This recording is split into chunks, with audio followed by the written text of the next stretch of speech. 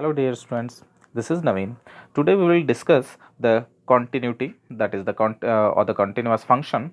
Okay, let's do that. So we will start with the definition of continuous function. So a function f which is a real valued function obviously, क्योंकि यहाँ पर हम लोग जो discuss कर रहे हैं वो रियल वैल्यूड फंक्शंस के लिए डिस्कस कर रहे हैं केवल. तो a function f is said to be continuous at a particular point x equal to a if for every epsilon greater than 0 there exists a delta greater than 0 such that this condition will satisfy. अगर ये condition satisfy होगा तो हम बोलेंगे ये function के through, तो हम कहेंगे कि ये फंक्शन जो इस कंडीशन को सेटिस्फाई करता है, what is that? That is the mod of fx minus f of a will be less than epsilon whenever mod of x minus a less than delta. यानी ये जब कभी हमें मिलेगा तो उसके लिए अगर कोई फंक्शन इस कंडीशन को सेटिस्फाई करता है तो हम कहेंगे कि ये फंक्शन उस point x equal to a पर कॉन्टिन्यूअस है. इसका मतलब क्या है? इसका मतलब ये है कि जब भी आप किसी पॉइंट जो आपने लिया है a, उसके नेबरहुड में आप जब जाएंगे, delta is a very small positive number, तो ये क्या शो करता है? ये एक नेबरहुड है. मतलब एक, अगर आप इस तरीके से समझे, रियल वैल्यूड में हम लोग लिमिट में भी इसको डिस्कस किए थे कि अगर कोई आपका ये x equal to a point है तो ये जो आपका वैल्यू हुआ तो ये रहा आपका a minus delta, this is a plus delta, and this is, इसमें जो आने वाले जितने नंबर हैं इसके डेल्टा हाउ एवर स्मॉल, ये पॉजिटिव नंबर. ओके, तो इसके नेबरहुड में जितनी भी क्वांटिटी आएंगी उन सब के लिए अगर फंक्शन ये कंडीशन सेटिस्फाई करता है, यानी फंक्शन की जो लिमिटिंग वैल्यू है, इसका मतलब क्या हुआ इस वैल्यू का मतलब कंडीशन का, इसका मतलब ये है कि फंक्शन की जो लिमिटिंग वैल्यू है वो that is very close to f of a, that is not equals to a. Okay, मतलब हम x को a की तरफ मूव करेंगे तो फंक्शन की वैल्यू f ऑफ a की तरफ मूव करेगी. इसको हम लोग ग्राफिकली इधर समझ सकते हैं.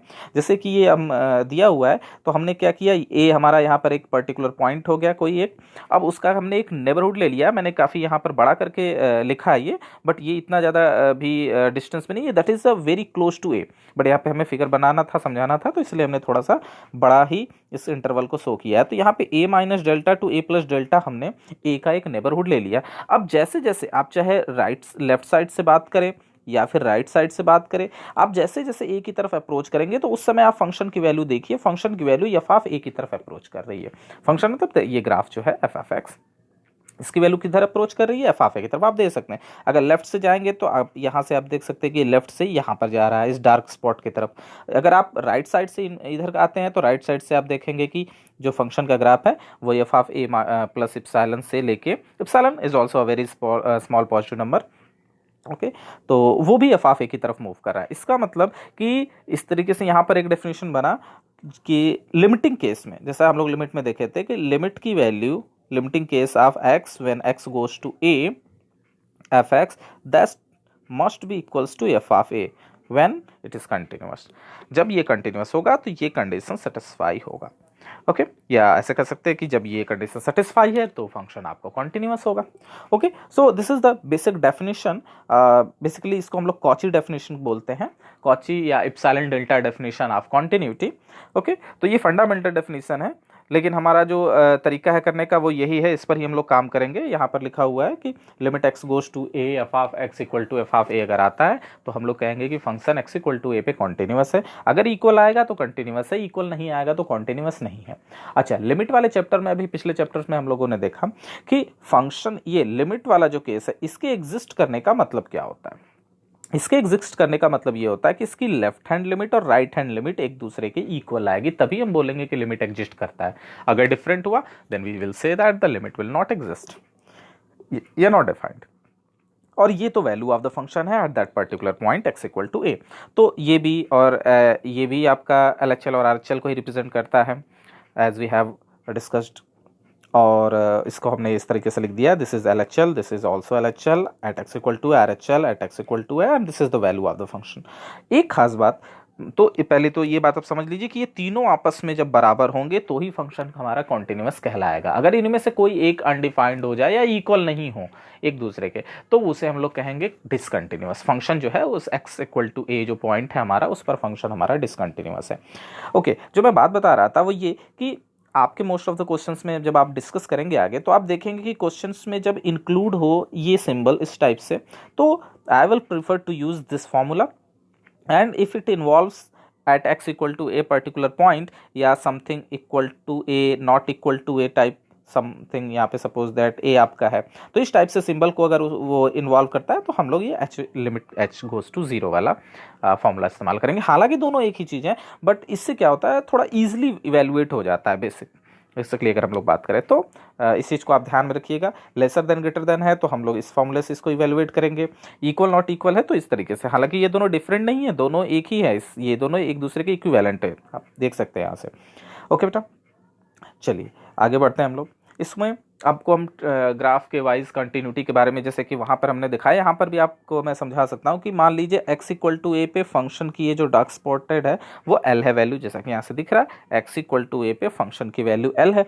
अब आप अगर a से लेफ्ट साइड से मतलब इधर से अगर आप अप्रोच करें फंक्शन की तरफ, तब भी आप देखेंगे कि आप फंक्शन में एल पॉइंट पे पहुंच रहे हैं। राइट साइड से अगर अप्रोच करते हैं, आप इधर से आप आते हैं, तो भी आप देखेंगे इसी पर्टिकुलर पॉइंट एल की तरफ अप्रोच कर रहे हैं। अगर यहाँ पर होल हो जाए, सपोज दैट यहाँ पे आपका एक खाली स्पेस हो जाए, तो फंक्शन क्या हो गया कि ब्रेक हो गया। मतलब होल का मतलब यहाँ पर आप ध्यान रखिएगा, फंक्शन में कभी भी आप ग्राफ देखेंगे अपने पर्टिकुलर जो भी आपके पास बुक्स हों उसमें, या यहाँ पर भी हम लोग काफ़ी डिस्कस करेंगे, जहाँ पर आप किसी ग्राफ पर एक खाली स्पेस आ जाता है, इट मीन्स वहाँ पर उस पर्टिकुलर पॉइंट पर फंक्शन की वैल्यू आपको पता नहीं है, आपको दिया नहीं है, you can say that function is broken. तो चूंकि कॉन्टिन्यूटी की बात हो रही है तो your graph must be unbroken into inside your defining domain, जिसमें आप कहना चाहते हैं उसको कंटिन्यूअस बताना चाहते हैं, या जिस पर्टिकुलर पॉइंट पे आप उसको कंटिन्यूअस बताना चाहते हैं उस पर्टिकुलर पॉइंट पर होल नहीं होना चाहिए या ब्रेकेज नहीं होनी चाहिए, उस ग्राफ ब्रेक नहीं होना चाहिए किस तरीके से। अगर ऐसा है तो फंक्शन कंटिन्यूअस है। यहाँ पर चैप्टर्स में हम लोग डार्क स्पॉट का मतलब ये है कि वहाँ पर वो पर्टिकुलर वैल्यू मौजूद है, और हॉलो सर्किल का मतलब या आप एक सिंपल सर्किल है इस तरीके से अगर आप वहां पर मेंशन है तो इसका मतलब वहां पर वो वैल्यू एब्सेंट है, वहां पर वो वैल्यू है नहीं।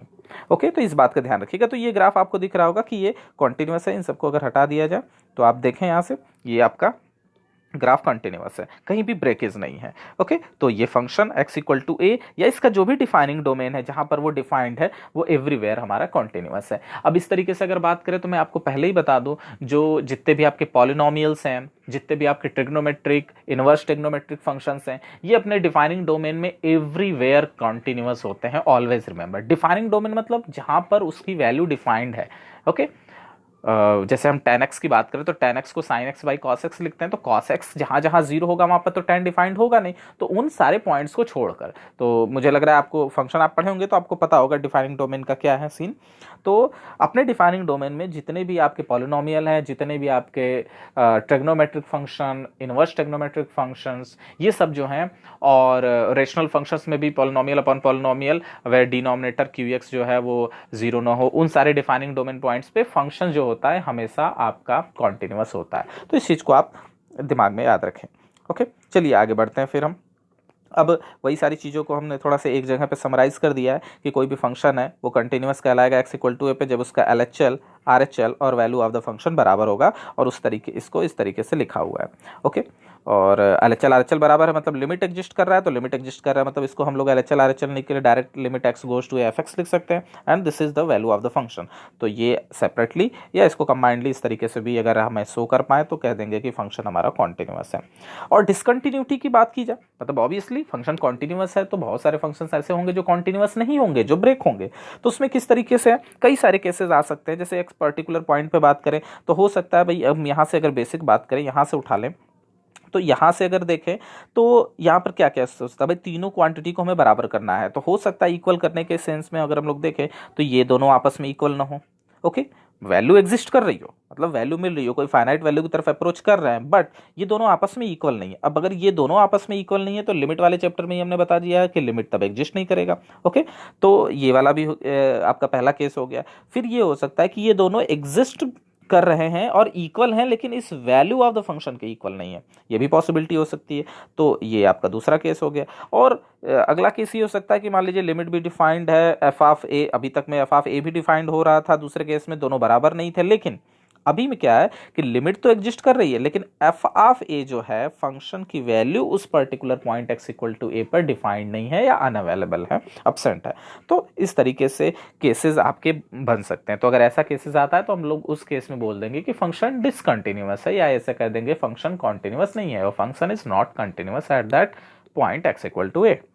ओके, इसको हम लोग ग्राफिकली आगे भी समझ लेते हैं। जैसे आप यहाँ पे देखें x इक्वल टू ए की अगर हम बात करें, तो अगर हम लोग लेफ्ट साइड से अप्रोच करें इस ग्राफ को, अगर हम ध्यान से देखें, अगर x के इक्वल टू ए पर अगर हम लेफ्ट साइड से अप्रोच कर रहे हैं इधर से, तो क्या हो रहा है, आप यहाँ पर पहुंच रहे हो एक पर्टिकुलर पॉइंट, जो भी होगा इसकी वैल्यू यहाँ पर मेंशन नहीं है, आप चाहे कुछ भी यहाँ कंसीडर कर लीजिए, सपोज दैट एल आ रही है। ओके, और x इक्वल टू ए पे डार्क स्पॉट है, यानी फंक्शन की वैल्यू मौजूद है, और वो क्या है, वो भी एल आ रही है। सपोज ऐसे कर लें आप, तो एल आ रही है यहाँ x इक्वल टू ए पे। लेकिन जब आप राइट साइड से अप्रोच कर रहे हैं, तो ये ग्राफ आपको कहाँ ले जा रहा है, यहाँ पर ले जा रहा है। इसका मतलब क्या हुआ, इसका मतलब ये है कि आपका लेफ्ट साइड से इधर से आप इधर अप्रोच कर रहे हैं तो वैल्यू एल मिल रही है, मतलब हम लोग ये कह रहे हैं कि एल एच एल एग्जिस्ट कर रहा है। ओके, मान लीजिए, और एक चीज और है कि value of the function f of a भी एग्जिस्ट कर रहा है, यानी एल एच एल जो है एफ ऑफ ए के बराबर में दिख रहा है, यहाँ पे इक्वल में दिख रहा है। ओके, लेकिन जब हम are H L right side से अप्रोच कर रहे हैं इस फंक्शन पे, ग्राफ पे, तो क्या है यहाँ पर देखिए, हम डायरेक्ट यहाँ पे पहुंच जा रहे हैं। आप इसके नेबरहुड में ड्रॉ करके देखेंगे तो जैसे ही आप जाएंगे तो ये ग्राफ आपका यहाँ पे है, ब्रेक है, तो यहाँ पर पहुंच जा रहा है। मतलब आर एच एल जो है वो आपका एल एच एल और एफ ऑफ ए दोनों से क्या है, डिफरेंट है, दोनों के इक्वल नहीं है, दोनों में से किसी के इक्वल नहीं है इनफैक्ट। तो यहां से एक तरीके से दिख रहा है, ग्राफ से तो साफ पता चल रहा है कि ये ब्रेक है पॉइंट, मतलब ग्राफ ब्रेक है, मतलब डिसकंटिन्यूअस है। लेकिन इसको मैथमेटिकली कैसे आप जस्टिफाई करेंगे, तो वो ये तरीका यहां से रहा कि L H L R H L तो बराबर है, सॉरी एल एच एल और वैल्यू ऑफ द फंक्शन आपस में बराबर है, बट आर एच एल जो कि डिफाइंड है लेकिन इन दोनों में से किसी के बराबर में नहीं है। बट कंटिन्यूटी की डेफिनेशन कहती है कि all the three terms LHL, RHL and value of the function must be equal to each other. Okay, जो कि ये वॉयलेट कर गया केस यहाँ पर। तो दोनों में से कोई भी एक, या कोई भी एक किन्हीं दोनों से अगर डिफर कर रहा है, बराबर इक्वल नहीं है, then you should say that यहाँ पर फंक्शन डिसकंटिन्यूअस है मैथमेटिकली। और ग्राफ से तो साफ साफ दिख ही रहा है कि फंक्शन का जो ग्राफ है वो ब्रेक है, तो ब्रेक है इट मींस डिसकंटिन्यूअस है। ओके, अब और किस टाइप से डिसकंटिन्यूटी हो सकती है, जैसा हम लोगों ने देखा, तो ये आप डिसकंटिन्यूटी देख सकते हैं कि when you approach to the point a through left side, that is L H L, वो भी आपका क्या आ रहा है, कहाँ पे आपका ग्राफ जा रहा है। अगर आप ध्यान से देखें यहाँ पर करें तो ये आपको लगभग इन्फिनिटी पे जाके मिलेगा, क्योंकि ये पैरेलल हो जा रहा है, एसिम्प्टोटिक है आपका। एसिम्प्टोट मतलब होता है parallel to some line. Okay, तो ये x इक्वल टू ए पे जो आपकी लाइन खींची हुई है उससे पैरेलल हो जा रही है, और ये माना जा रहा है कि वो इन्फिनिटी पे अप्रोच करेगा, इन्फिनिटी पे मिलेगा। तो एल एच एल की वैल्यू इन्फिनिटी आ गई। सेम केस में अगर आर एच एल की बात करें तो आर एच एल भी इन्फिनिटी की तरफ जा रहा है। आप यहाँ से देख सकते हैं, जब आप ए की तरफ अप्रोच करेंगे राइट साइड से, तो वो आपका वो भी इन्फिनिटी पे जा रहा है। और x इक्वल टू ए पर भी फंक्शन अनडिफाइंड है, or you can say that it is infinity. तो यहां पर आप बात करें तो एक तरीके से दिमाग में ये आ सकता है कि सर एल एच एल भी इन्फिनिटी, आर एच एल भी इन्फिनिटी, एफ ऑफ ए भी infinity, it means all the threes are equal. But यहां पर हम आपको रोकना चाहेंगे, infinity is not a finite number, or you can't predict the exact value of infinity. Actually infinity जैसा कोई नंबर होता ही नहीं है, it is a terminology to represent an unknown or undefined number. Okay, तो जो डिफाइंड ही नहीं है, then how can you say that it is equals to each other. Okay, तो ये तीनों आपस में इक्वल होंगे, आप जस्टिफाई कर ही नहीं सकते। अब इस सिंबल को देख के आप, ये कोई क्वांटिटी नहीं है, कोई फाइनाइट नंबर नहीं है कि ये तीनों की वैल्यू बराबर आ गई तो मतलब फंक्शन हमारा कॉन्टिन्यूअस हो जाए। तो मैथमेटिकली ये तरीका रहा, और ग्राफिकली आपको साफ साफ दिख रहा है कि एक ये हमारा पोर्शन है ग्राफ का, दूसरा पोर्शन ये है, और बीच में ब्रेकेज है, it means it is discontinuous. Graph से तो साफ साफ है, बट मैथमेटिकली भी उस चीज को समझना पड़ेगा कि L H L, are H L और वैल्यू ऑफ द फंक्शन तीनों की वैल्यू इन्फिनिटी आ रही है। तो इस केस में आप ये नहीं कह सकते कि तीनों की वैल्यू इक्वल है तो फंक्शन कॉन्टिन्यूअस होगा, जबकि डेफिनेशन यही कहता है, बट वहां पर पर्टिकुलर फाइनाइट नंबर की बात होती है। ओके, इक्वल्स टू मतलब किसी फाइनाइट वैल्यू के बराबर में होना चाहिए, इक्वल में होना चाहिए। इन्फिनिटी जैसा कोई नंबर एग्जिस्ट ही नहीं करता, वो एक सिंबल है जो अनडिफाइंड क्वांटिटी को रिप्रेजेंट करने के लिए यूज किया जाता है, that is not any number. Okay, so don't be confused with that. अब नेक्स्ट है हमारा कि अगर मान लीजिए कि आपका कोई एक पॉइंट है और ये ग्राफ है आपका, जो मैं वहाँ पर अभी एक होल की बात कर रहा था। तो अगर आप यहाँ पर ध्यान देखें से देखें तो एल एच एल की तरफ आप जाएंगे तो भी आपका ग्राफ लगभग यहाँ पे एल की तरफ अप्रोच करेगा। RHL की लेंगे अगर ए पे यानी ए के नेबरहुड में, तो भी ये एल की तरफ अप्रोच करेगा। लेकिन वैल्यू ऑफ द फंक्शन की बात करें तो यानी यहाँ पे LHL RHL ये दोनों क्वांटिटी आपस में इक्वल हैं, वो जो कि है किसके बराबर में, एल के इक्वल में। लेकिन एफ ऑफ ए जो वैल्यू ऑफ द फंक्शन है वो डिफाइंड नहीं है, नॉट डिफाइंड। तो जब value of the function defined नहीं है तो limit LHL RHL equal to some finite quantity, particular some finite quantity, तो ये लिमिट तो एग्जिस्ट कर रही है but it is not equal to value of the function. So in this case limit is being existed but the function is not continuous. Okay, क्योंकि value of the function वहां पे गायब है। अगर यहीं पे हम इसको डार्क स्पॉट कर दें, इसको भर दें, फिल कर दें, मतलब तब ये माना जाएगा कि ये एल भी x इक्वल टू ए पर वैल्यू भी एल है, तो ये फंक्शन कंटिन्यूअस हो जाएगा। और जैसे ही इस होल को आप फिल करेंगे ये आपका कंटिन्यूअस हो गया, ग्राफ कहीं ब्रेक नहीं हुआ। लेकिन अगर हम इसको हटा दें यहाँ से तो ये साफ साफ दिख रहा है कि यहाँ पर एक होल है। मीन्स अगर इस पाथ को आप इसको एक तरीके से पाथ की तरह कंसीडर करें तो वो रास्ता बीच में ब्रेक है। अब रास्ता बीच में ब्रेक है मतलब कॉन्टिन्यूअस नहीं है, easily you can say that. Okay, तो ये जो अभी हम लोगों ने 2-3 ग्राफ डिस्कस किया, ये जो हमारे हैं ये रिप्रेजेंट करते हैं कि किस तरीके से पॉइंट ऑफ डिसकंटिन्यूटी आ सकती है या कोई फंक्शन डिसकंटिन्यूअस कैसे हो सकता है। तो यहाँ पर हमने 3 केसेस अभी देखा। पहला केस था कि फंक्शन LHL और RHL आपस में डिफरेंट हो, यहाँ पे LHL RHL आपस में डिफरेंट थे, वैल्यू ऑफ द फंक्शन किसी एक के बराबर में हो, ये पॉसिबिलिटी है डिसकंटिन्यूअस होने की। दूसरी है कि तीनों की तीनों वैल्यू इन्फिनिटी की तरफ अप्रोच कर रही है और infinity is not a finite number और a particular finite number, so you can't say that these three are equal, so it is also a discontinuous case, point of discontinuity x equal to a, and figure is also showing that the graph is discontinuous. And the next one is saying that the limit will exist but it is not equals to value of the function, and the graph is showing that at the value of the function there is a hole, that is there does not exist any number. So the graph is broken and mathematically limit is not equals to value of the function. So limit exists but value of the function is not defined, so it is a discontinuous function. अगला आता है कि limit आपकी exist कर रही है, LHL से आप जा रहे हैं तो भी आपको L मिल रहा है, RHL से आप अप्रोच कर रहे हैं A की तरफ तो भी आपको L मिल रहा है, बट हम वैल्यू ऑफ द फंक्शन पे जब जाए तो वो यहाँ पे डार्क स्पॉट क्या है, यहाँ होल है तो यहाँ पे वैल्यू नहीं मिल रही, डार्क स्पॉट यहाँ यानी यहाँ वैल्यू मिल रही है और वो वैल्यू क्या है, वो m है।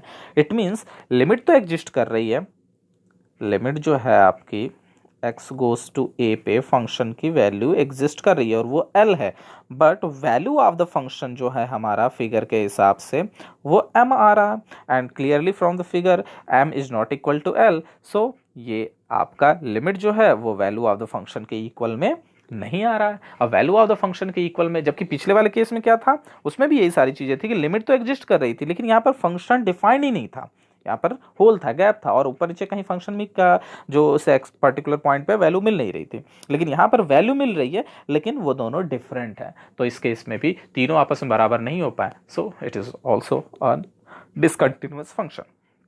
ओके, तो वही सारी केसेस को हम लोग एग्जाम्पल से भी यहाँ देख सकते हैं कि अगर कोई फंक्शन आपका f(x) है जो एग्जिस्ट कर रहा है और f of a does not exist, मतलब इस केस में हम लोग बात कर सकते हैं, ठीक है, यहाँ पे एफ ऑफ ए एग्जिस्ट कर ही नहीं रहा है या नॉट डिफाइंड आप कह सकते हैं, है नहीं या डिफाइंड नहीं है।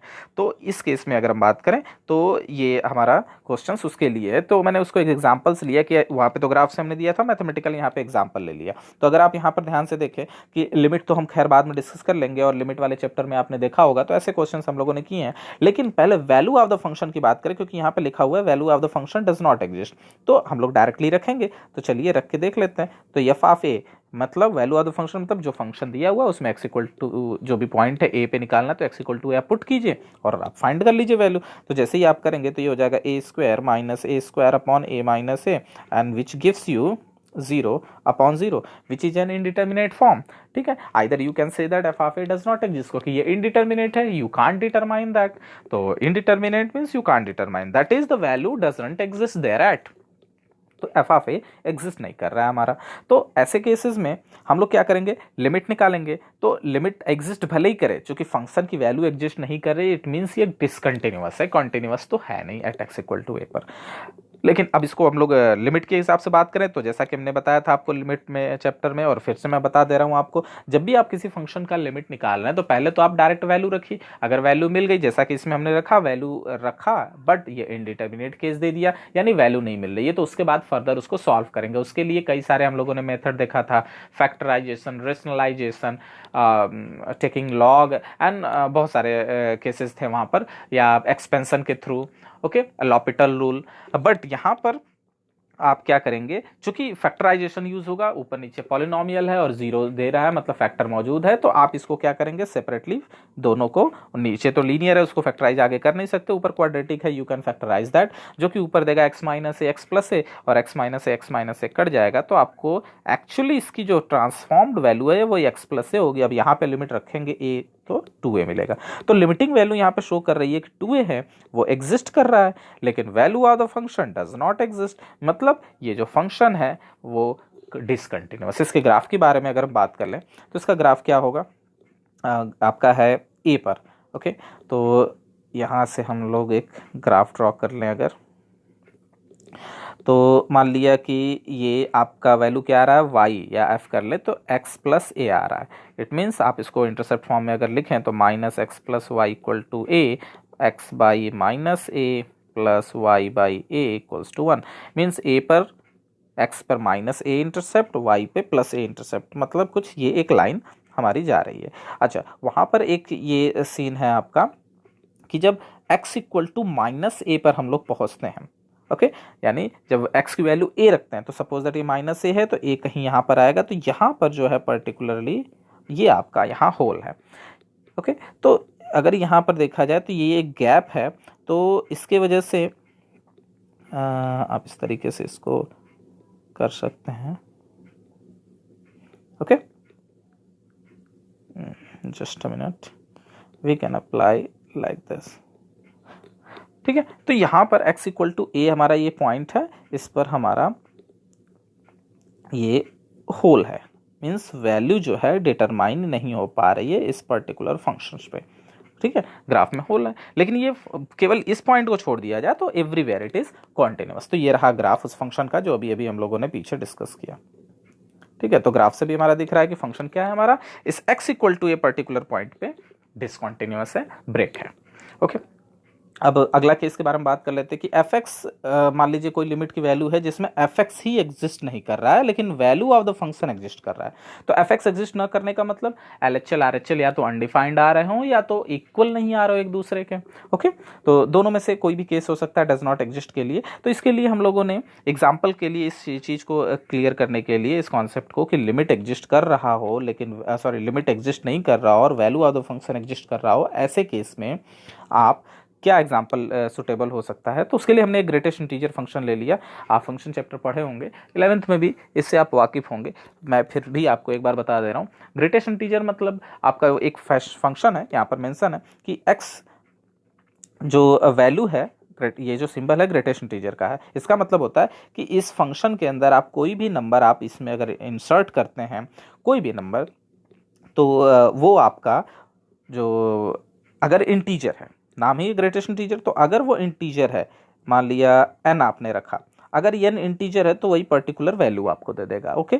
Either positive integer either negative integer, doesn't matter, अगर इंटीजर है तो वैल्यू वही आपको रिफ्लेक्ट कर देगा। अदरवाइज आपकी वैल्यू अगर इंटीग्रल नहीं है, कोई रियल क्वांटिटीज है, हालांकि उसमें भी इंटीजर होता है, लेकिन अदर देन इंटीजर आप ये कह सकते हैं, जैसे 2.5 3.4 ऐसा, तो मान लीजिए 3.4 हो गया, तो वैल्यू क्या हो जाएगी आपकी, उसकी वैल्यू 3 हो जाएगी। मतलब आपको करना क्या होता है इसमें ग्रेटेस्ट इंटीजर में, कि आप उस पॉइंट को रिप्रेजेंट करिए 3.5, सपोज दैट यहाँ पर है, यहाँ कहीं 0 है, तो 3.5 से पहले वाला इंटीजर क्या है आपका, 3 है, तो इस ग्रेटेस्ट इंटीजर की वैल्यू 3 हो गई। माइनस में अगर आप जाएंगे तो मान लीजिए कि -2.5 आपने ले लिया, तो -2.5 का आप यहाँ पे लोकेट अगर करेंगे, तो सपोज दैट यहाँ पे अगर -2.5 है, तो उससे जस्ट पहले क्या रहा होगा, पहले just close to that point the integral value, तो इस -2.5 के जस्ट क्लोज में इंटीग्रल वैल्यू, वो भी लेफ्ट साइड हमेशा वो -3 आएगा, तो -2.5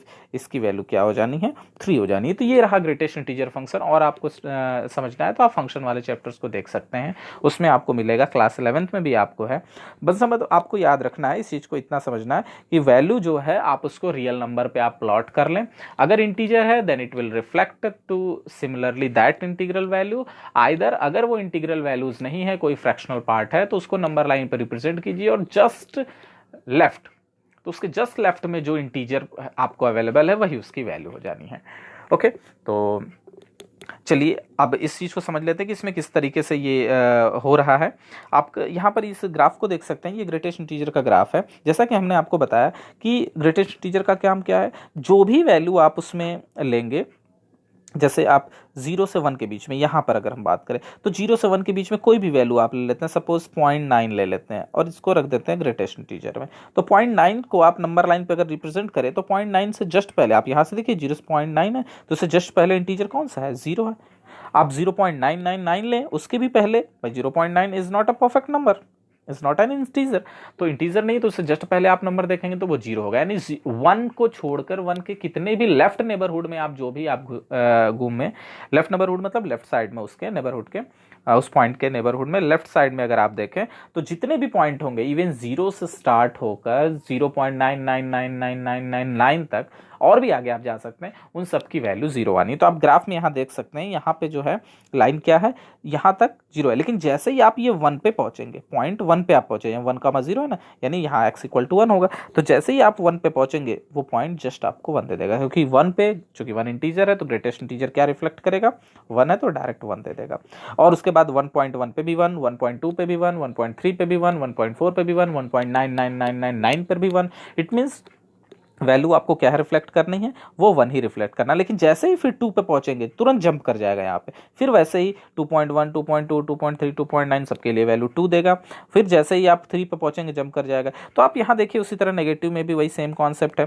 तो आप देखें तो यही हमारा जो अभी हम लोगों ने रेड लाइन से डॉट किया, या पहले जो आपका ब्लैक से स्पॉट किया हुआ है, तो वो क्या है, हमारा फंक्शन का ग्राफ है। और आप देखिए कि हर एक इंटीग्रल वैल्यू पे वैल्यू तो एग्जिस्ट कर रही है, लेकिन उनकी लिमिटिंग वैल्यू एग्जिस्ट नहीं कर रही है। जैसे एग्जांपल के लिए अगर हम बात कर ले इस पॉइंट 3 पे, अगर हम लोग ले लेते हैं इस पर्टिकुलर पॉइंट 3 की अगर हम लोग बात कर लें, तो पर्टिकुलर पॉइंट 3 पे अगर हम लोग बात करें तो लेफ्ट साइड से जब आप अप्रोच करिएगा यहाँ पर, तो वैल्यू क्या देना है, इस पे जाएगा, और ये वैल्यू क्या है, 2।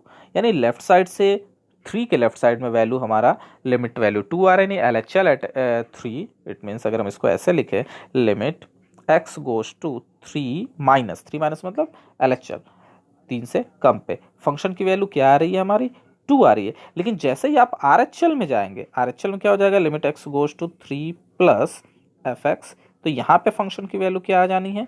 तो आप यहाँ पर देखिए, जैसे ही आप इधर से अप्रोच करेंगे 3 की तरफ, तो यहाँ से फंक्शन की वैल्यू यहाँ पे पहुंच जाएगी, और वो क्या है, 3 है, तो वैल्यू 3 आ रही है। यहाँ पे 3 मिल रहा है, यहाँ पे 2 मिल रहा है, यानी हर इंटीजर पे ये फंक्शन डिसकंटिन्यूअस है। ग्राफ तो शो कर रहा है, मैथमेटिकली भी प्रूफ हो गया कि इंटीजर पे जब भी आप कोई लिमिट निकालेंगे तो वैल्यू लिमिट ही एग्जिस्ट नहीं करेगी, LHL कुछ और होगा, RHL कुछ और होगा। ऐसे केस में लिमिट एग्जिस्ट करेगी ही नहीं, क्योंकि दोनों डिफरेंट है, और अगर दोनों डिफरेंट है तो वो लिमिट एग्जिस्ट नहीं करेगी, मतलब वो फंक्शन कॉन्टिन्यूअस नहीं होगा। ग्राफ भी शो कर रहा है कि फंक्शन हर इंटीजर पॉइंट पे डिसकंटिन्यू होता गया है। यानी अगर हम लोग सिंपल सी भाषा में बात करें कि ग्रेटेस्ट इंटीजर फंक्शन जो है वो कैसे, उसके नेचर कंटिन्यूटी के सेंस में अगर देखें तो fx equal to a greatest integer function is discontinuous at every integral value of x। Okay, अब आगे हम लोग चल जाते हैं। जैसे अब ये है कि फंक्शन की वैल्यू एग्जिस्ट, फंक्शन की वैल्यू और वैल्यू ऑफ द फंक्शन और लिमिटिंग वैल्यू दोनों एग्जिस्ट कर रहा हो, लेकिन दोनों अलग अलग हो। जैसा कि उसमें हम लोग देखे थे, इसको हम लोग आगे ग्राफ से भी हम लोग समझ सकते हैं कि यहाँ पे जैसे है, अभी भी पिछले में हम बात कर रहे थे कि इसको आप value of the function direct निकालेंगे तो वो निकलेगा नहीं, लेकिन क्वेश्चन ने अलग से वैल्यू उसने दे रखी है कि आपको वैल्यू ऑफ द फंक्शन निकालने की जरूरत नहीं है, हम पहले ही प्रोवाइड कर रहे हैं, ये क्वेश्चन कह रहा है। तो f ऑफ 3 पे फंक्शन की वैल्यू क्या है, 3 आ रही है, मतलब x इक्वल टू 3 पे फंक्शन की वैल्यू 3 है। लेकिन जब इसका लिमिट निकालेंगे तो लिमिट पे भाई अनडिटर्मिनेट फॉर्म बनेगा, तो आपको सॉल्व करना पड़ेगा बाई मेथड ऑफ फैक्टराइजेशन। अब मेथड ऑफ फैक्टराइजेशन लगाएंगे तो वैल्यू आपकी क्या हो जाएगी, x - 3 x + 3 x - 3 x - 3 will goes out, तो fx आपका स्ट्रक्चर बन के आ जाएगा x+3। अब यहाँ पर वैल्यू निकालेंगे तो वो आपकी वैल्यू 6 दे देगा, जहाँ पर ये किया हुआ है इसने डायरेक्ट सॉल्व कर दिया है यहाँ पे, तो x=6 मिल रहा है लिमिटिंग वैल्यू। और यानी लिमिट भी एग्जिस्ट कर रही है, वैल्यू ऑफ द फंक्शन भी एग्जिस्ट कर रहा है, लेकिन ये 3 है ये 6 है, दोनों डिफरेंट है, तो ऐसे केस में फंक्शन हमारा डिसकंटिन्यूअस हो जाएगा। ओके, चलिए अब हम लोग आगे क्वेश्चंस करते हैं। मेरी बात आप यहाँ पे ध्यान रखिएगा कि क्वेश्चंस में मैंने यहाँ पे जो आपको बता रखा है कि ये फॉर्मूला कब लगाते हैं, ये फॉर्मूला आप याद रखें। ये फॉर्मूला हम तब यूज करेंगे जब फंक्शन में इस टाइप का सिंबल इन्वॉल्व हो। ये वाला फॉर्मूला हम तब यूज करेंगे जब फंक्शन में ये इक्वल नॉट इक्वल इन्वॉल्व हो। और अगर कुछ भी इन्वॉल्व नहीं है, एट एक्स इक्वल टू या इन जनरल बोल दिया टेस्ट द कंटिन्यूटी, तो भी आप यही दूसरा वाला फॉर्मूला इस्तेमाल करेंगे जो कि स्टैंडर्ड फॉर्म है, दोनों इक्वल ही है, एक दूसरे के इक्विवेलेंट ही है। ओके, तो लेट्स डू दैट। अब क्वेश्चन पे आते हैं डायरेक्ट। जितने भी कॉन्सेप्ट्स हैं, ऑल कॉन्सेप्ट आर क्लियर। मैंने बहुत कोशिश की आपको समझाने की, इसमें आप फिर उसको एक बार और फिर से रिपीट करके देखेंगे तो आराम से, तो और आपको ये बात समझ में आएगी। यहाँ पर मतलब एक इतनी बातों का बस अगर हम लोग कंक्लूजन समझे तो वो ये है कि किसी भी फंक्शन को अगर आपको कंटिन्यूअस बोलना है तो उसकी लिमिटिंग वैल्यू उस पर्टिकुलर पॉइंट पे और उसकी वैल्यू ऑफ द फंक्शन की वैल्यू जो है, value of the function at that particular point, that must be equal to each other. Okay, if it is then the function is continuous. If any one of the three is not defined or not equal to other two, then we say that the function is not continuous thereat. Okay, चलिए इस question में हम लोग discuss कर लेते हैं। Question है कि examine the continuity of the function fx equal to 2x² - 1 at x equal to 3। तो x इक्वल टू 3 पे फंक्शन की कॉन्टिन्यूटी हमें चेक करनी है, ये linear function quadratic function fx equal to 2x² - 1 के लिए। चलिए प्रोसीड करते हैं by the method. x equal to 3 पे पहले वैल्यू ऑफ द फंक्शन निकाल लेते हैं। वैल्यू ऑफ द फंक्शन निकालने का सिंपल तरीका है, फंक्शन का जो भी स्ट्रक्चर है, डोंट डिस्टर्ब दैट, आप डायरेक्ट वो वैल्यू x के प्लेस पे पुट कर दीजिए। तो एट x इक्वल टू 3 हमने भी जहां x था वहां 3 पुट कर दिया, 2 3² - 1 विच गिव्स यू 9 2 18 - 1 17। तो ये आपकी वैल्यू ऑफ द फंक्शन आ गई। अब आगे बढ़ते हैं, एलएचएल निकालते हैं। तो एलएचएल निकालने के लिए आप ये 3 से कम की अगर बात करें, 3 से कम का मतलब वही मैंने बताया था कि जब इस टाइप का हो, लेस देन ग्रेटर देन हो, तभी हम ये यूज करेंगे, बट आप दोनों इक्विवेलेंट है, you can write that. Okay, तो 3 माइनस मतलब 3 से कम, या उसको इस तरीके से भी लिख सकते हैं एफ ऑफ 3 - h। h यहाँ पे सिंबल में लिखा हुआ है, h इज टेंडिंग टू 0, मतलब 0 के काफी क्लोज है। तो 3 - h मतलब that is very close to 3 but from the left side. Okay, तो ये हमारा एलएचएल हो गया। तो अब इसमें वैल्यू क्या करते हैं, जहां जहां पे x है वहां पे 3 - h आप पुट कर देंगे। तो हमने भी रख दिया, 3 - h रखा और इसको होल स्क्वायर ओपन कर दिया, फिर मल्टीप्लाई किया, वैल्यू 17 आ रही है। सिमिलर केस में 3 प्लस मतलब 3 से थोड़ा ज्यादा, यानी 3 + h कर दिया। h is a very small quantity, 3 + h मतलब 3 से थोड़ा ज्यादा, दैट इज द आरएचएल। अब उसमें भी जहां जहां ये सिंपल सा x के जहां पे रखे हैं एफ ऑफ x, तो फंक्शन में जहां जहां x है वहां वहां हमने 3 + h रख दिया। फंक्शन में 2x², तो यहाँ पे 2 ऑफ 3 + h का होल स्क्वायर -1, और इसको इवेलुएट करेंगे, ये भी 17 आएगा। अब ध्यान से आप देखिए, value of the function is 17, limit LHL is 17, RHL is 17। तो ये और ये तीनों आपस में बराबर है, मतलब इक्वल है।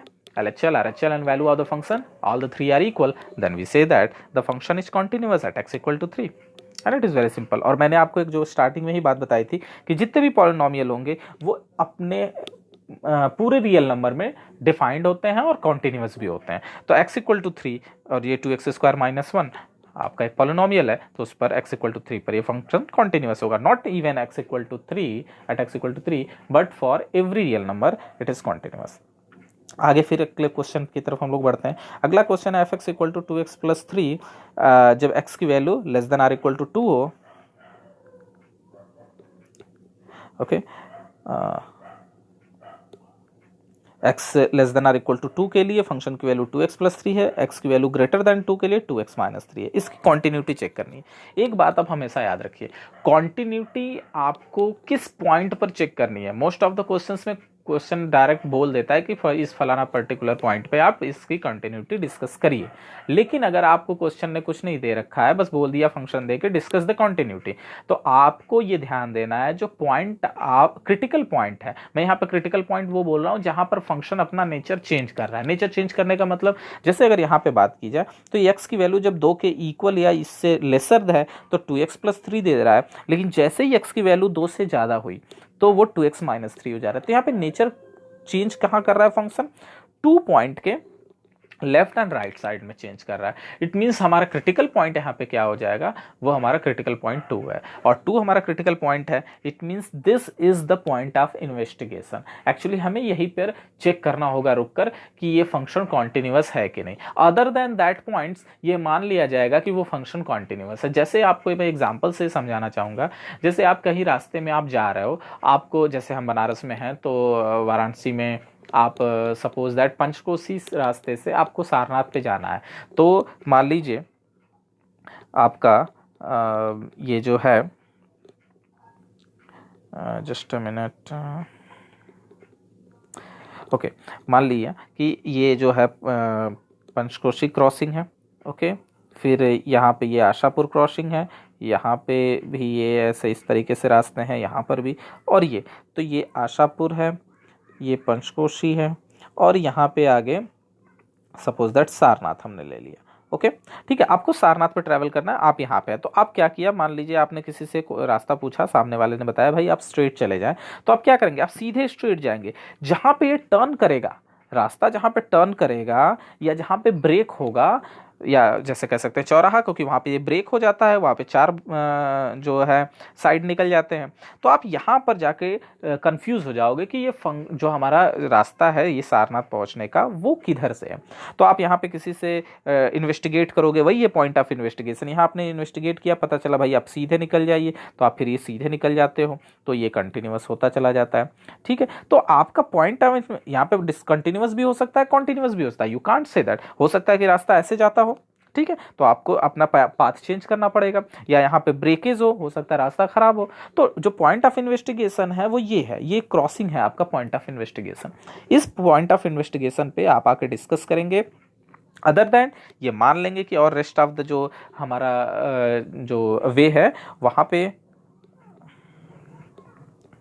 रेस्ट ऑफ द जो आपका है वहां पे आपका ये चलता रहेगा कंटिन्यूअस मानकर।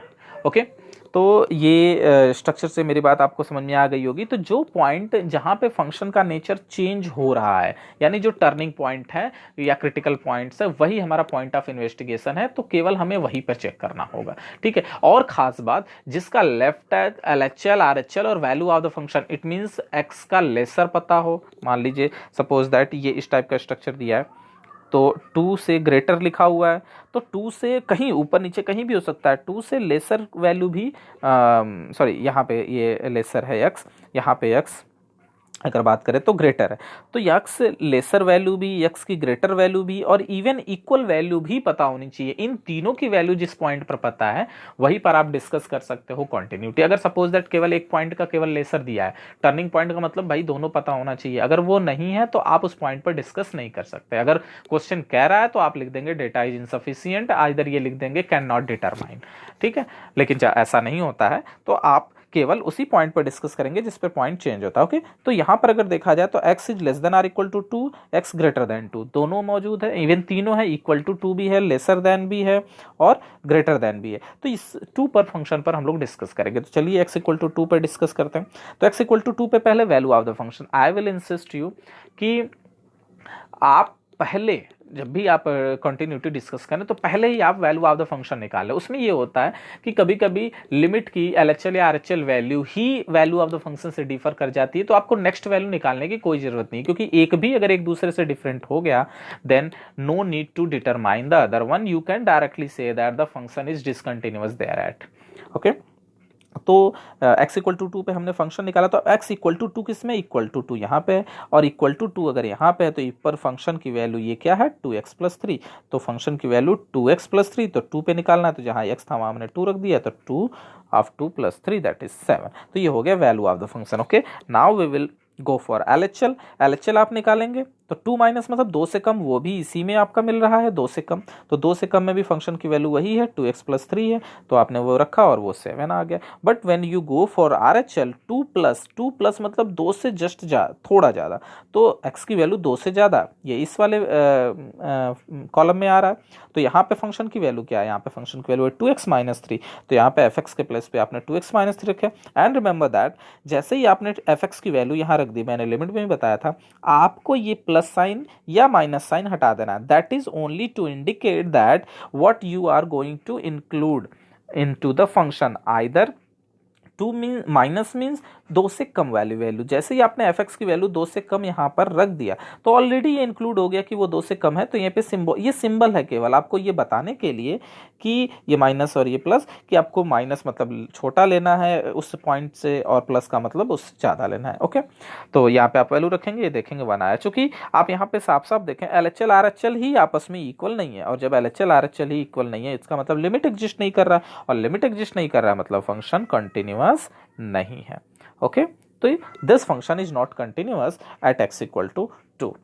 ओके, आगे बढ़ते हैं और एक क्वेश्चन ले लेते हैं।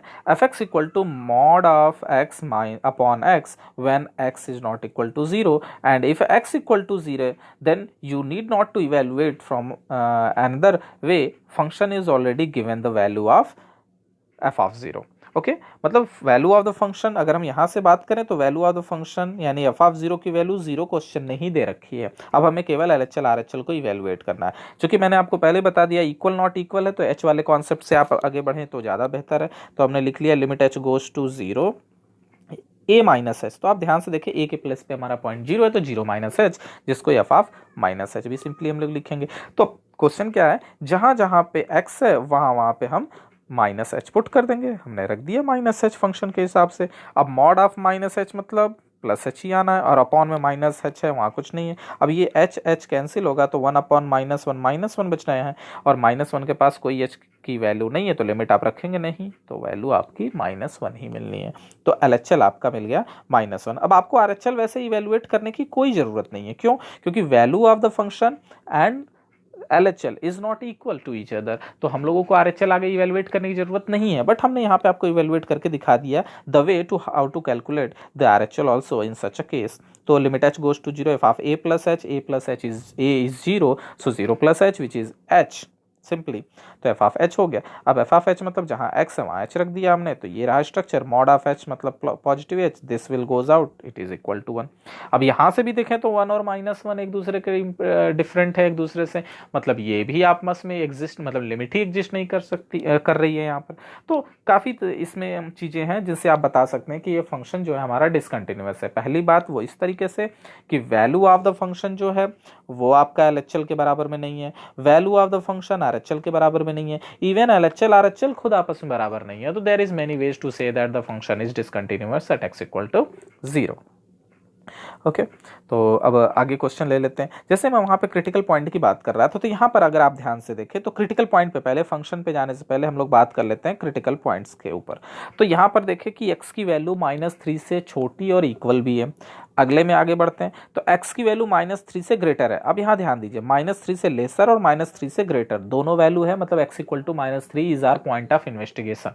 तो वहाँ पर हम लोग पॉइंट को इन्वेस्टिगेट करेंगे। आगे बढ़ते हैं तो x की वैल्यू 3 से छोटी है और x की वैल्यू इस लाइन में 3 से बड़ी है, मतलब 3 लेसर और 3 के ग्रेटर एंड इक्वल भी अवेलेबल है। इसका मतलब कि हम लोग x इक्वल टू 3 पर ये डिस्कस कर सकते हैं, और x इक्वल टू -3 पर, मतलब -3 और +3 दोनों हमारे पॉइंट ऑफ इन्वेस्टिगेशन है। अब यहाँ पर बात आती है वैल्यू ऑफ द फंक्शन की।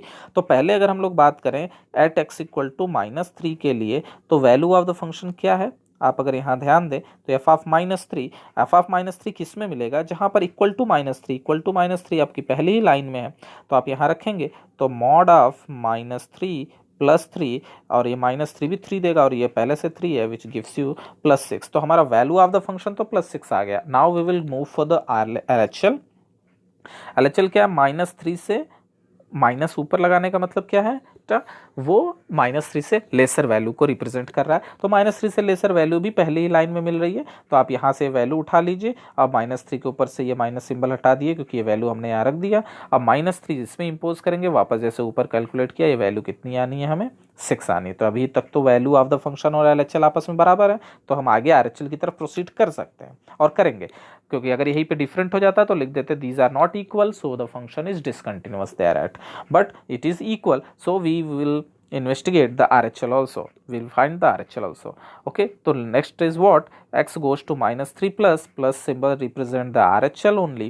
So limit x goes to 3 minus fx, that is limit x goes to -3, fx की वैल्यू 3 से प्लस मतलब ज़्यादा, तो x की वैल्यू -3 से ज़्यादा, ये दूसरी लाइन में है विच इज -2x, तो यहाँ -2x रख दिया और फिर वापस से वैल्यू रखा तो ये 6 मिला। अब यहाँ से आप देखें LHL, RHL and value of the function तीनों के तीनों आपस में इक्वल है एंड इक्वल टू 6, तो तीनों आपस में बराबर है जो कि 6 के बराबर में है। तो फंक्शन यहाँ पे x इक्वल टू -3 पर कॉन्टिन्यूअस है। अब इसी में अब सिमिलरली 3 पर भी आप बता सकते थे कि x इक्वल टू 3 के लिए भी यहाँ पर फंक्शन जो होगा, हाँ यहाँ पर आपको पता करना होगा, you can't say that the function is continuous at x equal to 3, क्योंकि -3 पर है, ऐसा आप नहीं कह सकते। सारे क्रिटिकल पॉइंट्स पे फंक्शन भले ही एक है, लेकिन सारे क्रिटिकल पॉइंट्स पे इनके नेचर्स बदल सकते हैं, ये आपको इन्वेस्टिगेट करके ही पता चल सकता है। तो जैसे जैसे हमने -3 पे इन्वेस्टिगेट किया, दिस इज योर होमवर्क, आप क्या कीजिए +3 पर रिप्रेजेंट कीजिए, इवेल्युएट कीजिए और आप हमें इवेल्युएट करके कमेंट सेक्शन में आप कमेंट करके बताएं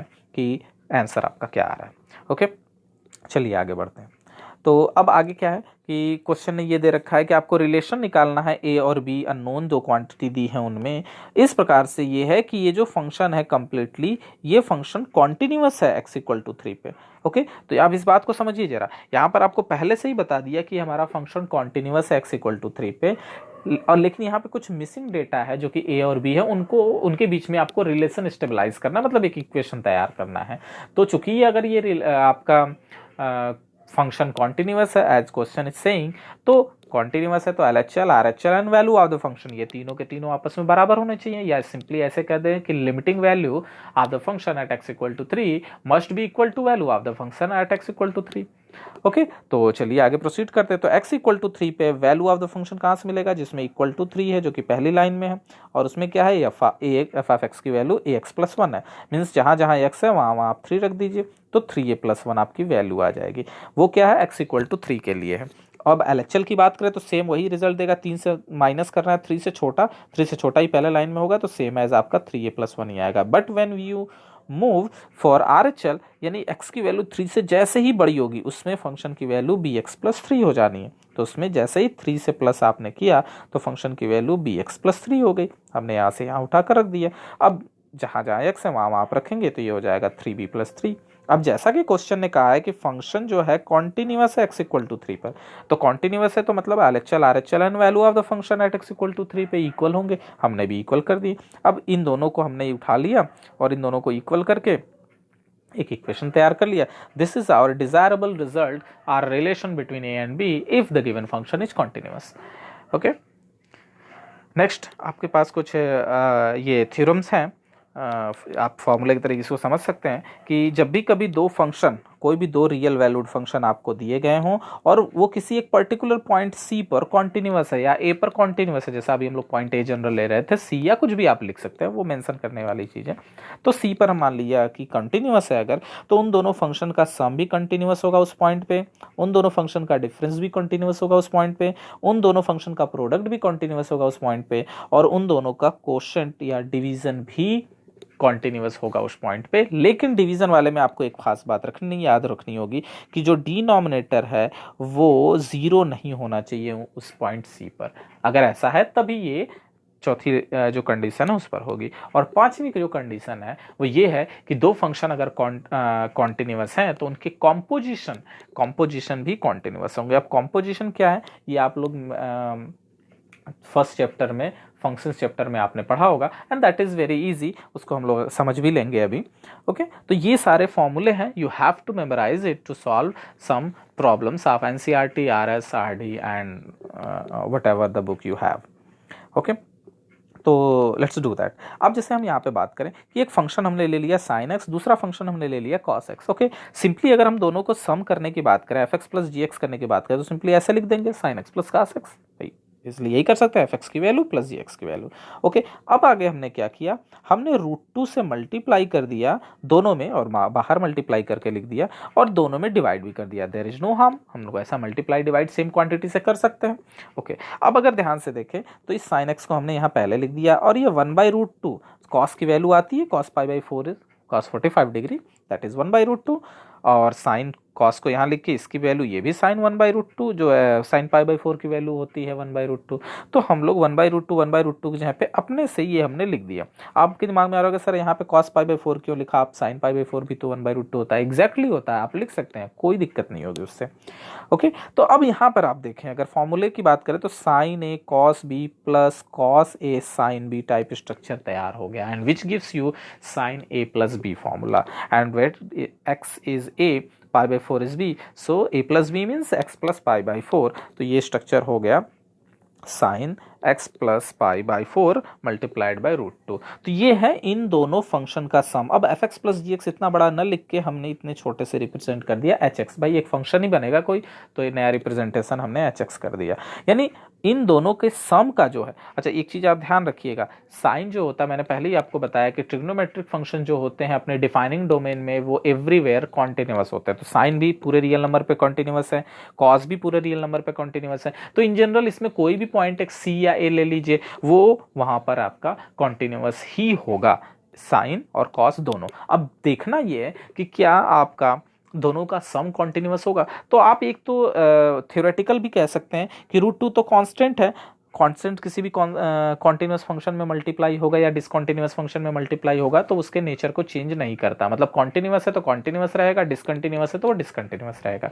ओके, तो यहाँ पे अगर हम बात करें साइन x प्लस 4 की, तो sine x plus 4 is a real quantity, function is what, your function is sine x। Sine तो साइन तो हमेशा कॉन्टिन्यूअस होता है अपने डिफाइनिंग डोमेन में, तो यहाँ से आप डायरेक्टली लिख सकते हैं कि एच एक्स कॉन्टिन्यूअस है, और कह दीजिए कि sum of the two continuous function sine x and cos x is continuous. यहाँ से भी कह सकते हैं, या हम इसको आगे करके प्रूव करके देख लेते हैं। तो एक आर्बिट्रेरी हमने पॉइंट ले लिया ए, अब उस पर वैल्यू ऑफ द फंक्शन लिखेंगे, तो जहां जहां x था वहां हमने a रख दिया। अब इसको सॉल्व करने की जरूरत नहीं, उसी स्ट्रक्चर में छोड़ दीजिए। अब फिर LHL आप निकालिए। अब चूंकि ये सिंपल सा फंक्शन है तो LHL RHL दोनों सेम आएंगे, तो जाहिर सी बात है लिमिट एग्जिस्ट कर रही है तो हम डायरेक्ट लिमिट इवेलुएट कर लेते हैं। तो डायरेक्ट आप लिमिट इवेलुएट करिए, आप LHL RHL के थ्रू भी जा सकते हैं। तो अब जब लिमिट इवेलुएट करेंगे तो एच एक्स की वैल्यू आपने पहले यहाँ रख दिया, और लिमिट में तरीका ये होता है कि पहले आप वैल्यू रखते हैं, अगर कोई इनडिटर्मिनेट फॉर्म बनता है सातों फॉर्म में से तब आगे हम उसको सॉल्व करेंगे रिजॉल्व करके, otherwise that will be your value if you get a finite quantity. ठीक है, तो हमने रखा √2 और यहाँ पे a हो गया। अब अगर आप ध्यान से देखें, value of the function and limiting value दोनों के दोनों बराबर हैं। अब अगर यहाँ और इसकी बात करें तो यहाँ से तीनों बराबर हो जाएंगे, क्योंकि यहाँ पे दो ऑलरेडी छिपे हुए हैं LHL RHL।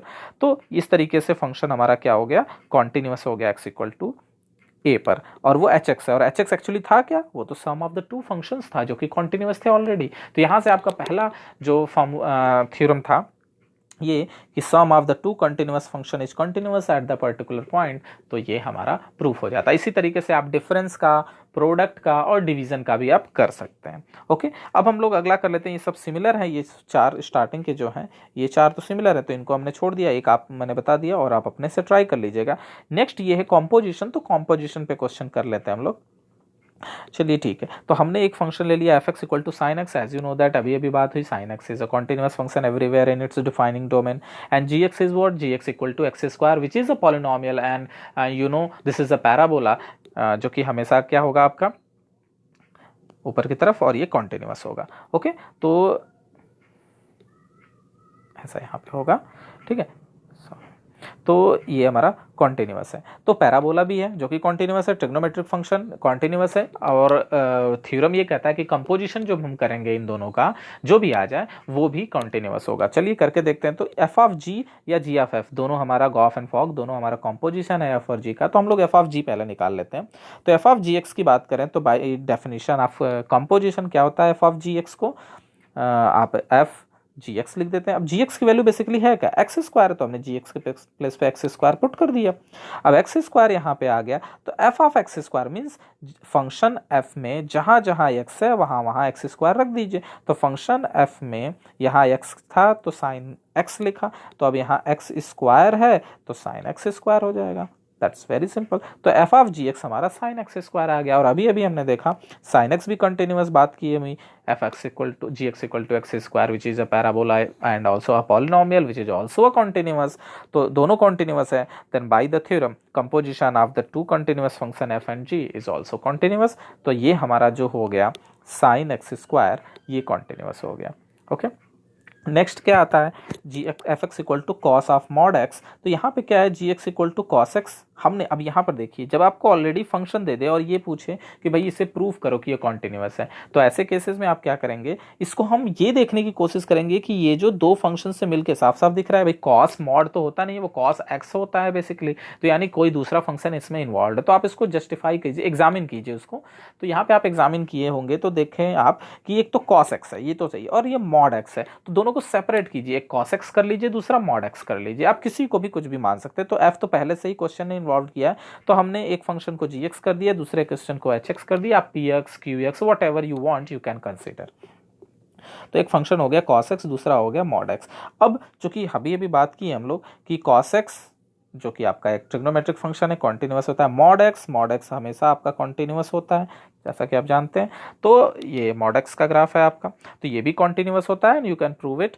तो cos x भी continuous है, mod x भी continuous है, then the composition of the two continuous function is also continuous as we have earlier studied। तो g of h वो भी continuous होगा। g of h मतलब g h x ऐसे लिखेंगे। अब h x है mod, तो mod x लिख दिया। अब g of mod x मतलब जहाँ जहाँ x है g में वहाँ वहाँ आप mod x रख दीजिए, तो cos mod x आ गया। तो इस हिसाब से cos mod x हमारा continuous होगा। तो ऐसे composition के जितने भी क्वेश्चन होंगे इसी तरीके से करना है, यानी पहले उनको देखना है और एग्जामिन करना है कि ये किन दो फंक्शन के कॉम्बिनेशन से मिलकर बने हैं। उनको एक एफ जी या जी एच या पी क्यू या एम एक्स एन एक्स कुछ भी आप एक नाम दे दीजिए।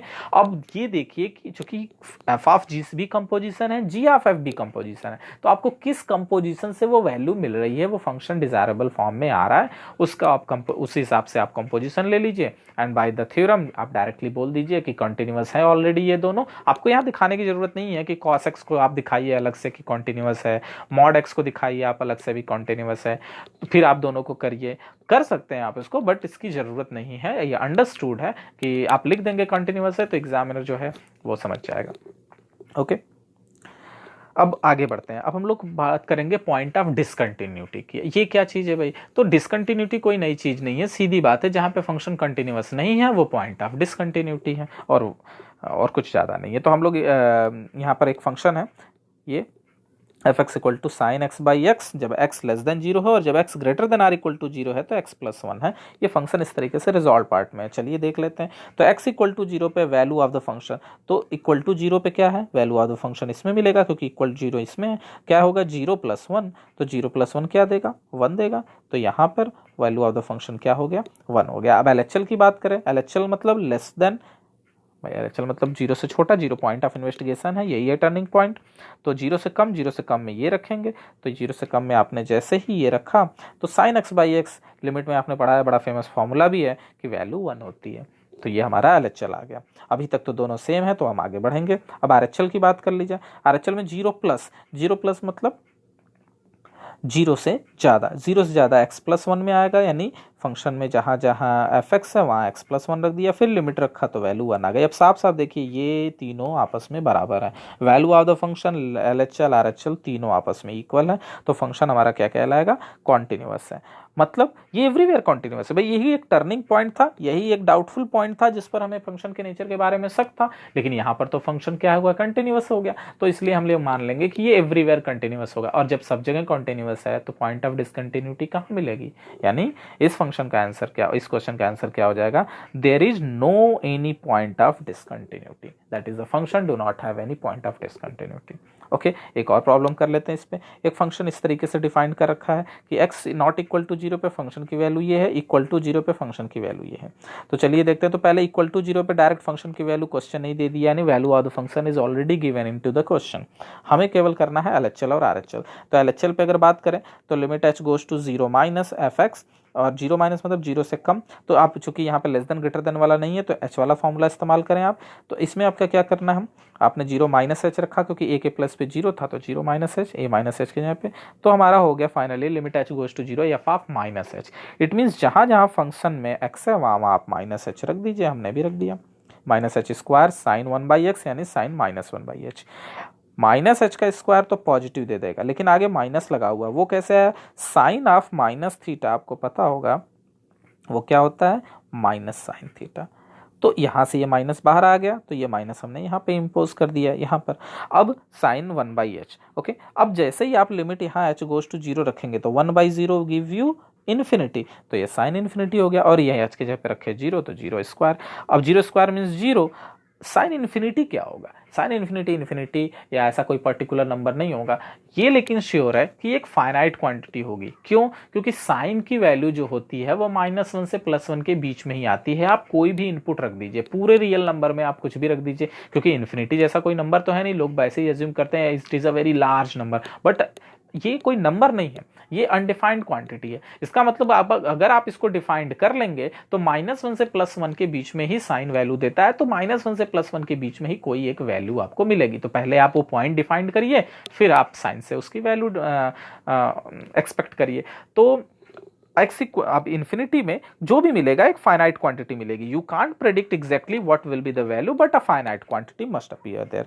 अब 0 into a finite quantity will be always 0, तो RHL आपका क्या हो गया, 0 हो गया। अब इस हिसाब से अगर हम देखें तो आप सॉरी LHL आपका 0 हो गया। सिमिलर क्वांटिटी में सिमिलर तरीके से आप जब करेंगे तो यहाँ पे जो माइनस आ रहा है RHL में वो पॉजिटिव हो जाएगा केवल, तो वैल्यू उसकी भी 0 आनी है। तो LHL RHL and value of the function तीनों बराबर हो गए। इट मीन्स फंक्शन यहाँ पर भी कॉन्टिन्यूअस है, मतलब there is no point of discontinuity for this function. Okay, अब आगे बढ़ते हैं। ये क्वेश्चन देखिए, बोर्ड एग्जाम में क्लास 12th में CBSE में अगर हम बात करें तो बोर्ड एग्जाम में अक्सर मिसिंग वैल्यू वाले क्वेश्चन ही आपको पूछे जाते हैं। जैसे फंक्शन ऑलरेडी दे देगा कि ये फंक्शन कॉन्टिन्यूअस है, क्वेश्चन बोल देगा कि ये फंक्शन कॉन्टिन्यूअस है, उसमें कुछ मिसिंग डेटा है, आप उसकी वैल्यू बताइए। जैसे इस क्वेश्चन में बोल रहा है कि फंक्शन x = 5 पे कॉन्टिन्यूअस है, ये क्वेश्चन ने दिया हुआ है, ठीक है, यहाँ पे मेंशन नहीं है but it is given that x = 5 पे ये जो फंक्शन है वो कॉन्टिन्यूअस है। तो भाई इसमें जो मिसिंग वैल्यू k है उसको आप पता करके बताओ क्या होगा। तो चलिए, पुराना तरीका वही है, हमें LHL RHL value of the function निकालना है। तो हम लोग जैसा आपने बताया कि हमने बताया आपको कि पहले वैल्यू ऑफ द फंक्शन आप निकाल लीजिए। तो f ऑफ 5 आप निकालेंगे, f ऑफ 5 मतलब जिसमें इक्वल टू 5 हो ये है, इसमें आप वैल्यू रखिए। तो k 5 + 1 which gives you 5k + 1, ये हमारी वैल्यू ऑफ द फंक्शन हो गई। तो अब आप यहाँ से RHL निकाल लीजिए। आप LHL भी पहले निकाल सकते हैं, उससे कोई दिक्कत नहीं है, हमने RHL पहले निकाल लिया। तो limit x goes to 5 + fx, plus का मतलब 5 से ज़्यादा वैल्यू इसमें मिलनी है, तो फंक्शन की वैल्यू 3x - 5 हो गई, हमने रख दिया। और जैसे ही आप इसमें x के प्लस पे 5 रखेंगे वैल्यू आपकी क्या हो जानी है, 5 × 3 = 15 - 5 विल बी 10। तो अब चूंकि हम LHL की तरफ बढ़ेंगे ही नहीं आगे, क्योंकि दोनों की वैल्यू भाई सेम ही आने वाली है। 5k + 1 LHL भी आएगा, क्योंकि LHL इसी में मिलना है, तो आगे निकाल के उससे कोई मतलब नहीं है आपको। चूंकि क्वेश्चन ने कॉन्टिन्यूअस पहले ही बोल दिया, जब फंक्शन कॉन्टिन्यूअस है तो आपको वैल्यू ऑफ द फंक्शन और RHL की मदद से आंसर आपका आ सकता है। तो फंक्शन कॉन्टिन्यूअस है x = 5 पे, तो LHL और वैल्यू ऑफ द फंक्शन बराबर हो गए। LHL 10 है, value of the function 5k + 1 है। यहाँ से आप वैल्यू निकालेंगे तो k की वैल्यू आ जाएगी 9/5। Okay, so this is the missing value k if the function fx is continuous at x = 5. Same इसी पे हम लोग आगे कर लेते हैं। ये बड़ा इंपॉर्टेंट क्वेश्चन है। यहाँ पर x = π/2 पे क्वेश्चन ने दे रखा है कि फंक्शन कॉन्टिन्यूअस है, तो आप पता करके बताएं कि ये k की वैल्यू इसमें जो है वो क्या होगी। तो इसमें भी पहले वैल्यू ऑफ द फंक्शन निकाल लीजिए। तो f ऑफ π/2 क्या हो जाना है आपका, यहाँ पे π/2 मतलब x = π/2 पे, तो क्वेश्चन ने पहले ही वैल्यू दे रखी है वो है 3। तो आपको अब केवल LHL या RHL की जरूरत है, तो आप LHL निकालिए। तो LHL means limit x goes to pi by two minus, अब चूंकि इक्वल नॉट इक्वल वाला केस है तो हम लोग एच वाले से करें तो ज़्यादा बेहतर है, तो limit h goes to zero f of pi by two minus h, इसको लिख सकते हैं, दोनों इक्विवेलेंट है, यू नो दैट। जहाँ जहाँ एक्स है पाई बाई टू माइनस एच रख दीजिए इस फंक्शन में यहाँ पर, तो हमने जहाँ जहाँ एक्स था वहाँ वहाँ पाई बाई टू माइनस एच रखा। अब cos pi by two means 90, cos 90 minus theta is how much, sine theta, you know that. और इसको हमने 2 से मल्टीप्लाई किए, 2 2 कैंसिल और 2 यहाँ पे पहुँच गया विथ पाई एंड साइन।